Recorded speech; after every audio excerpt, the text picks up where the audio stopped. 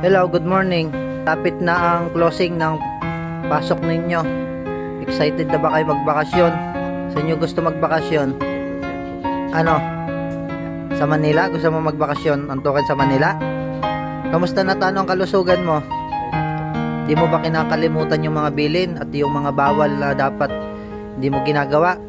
Ikaw in love, kamusta na? Bagong tasa ang buka. Ikaw antukin. Parang antok ka pa ngayon. Kompleto naman tulog mo. Kayong apat ba'y kumain ng umagahan?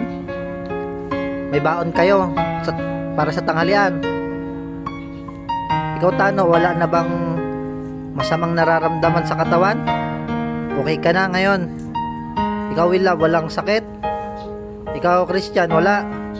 Ikaw Christian, ang haba na ng buhok mo, magpagupit ka na. Tingnan nyo si Willa, ang ganda ng gupit. Pang sundalo ang kanyang gupit. Ikaw Tano, parang pugad na ng ibon niyang buhok mo. Ay sige na, bye bye.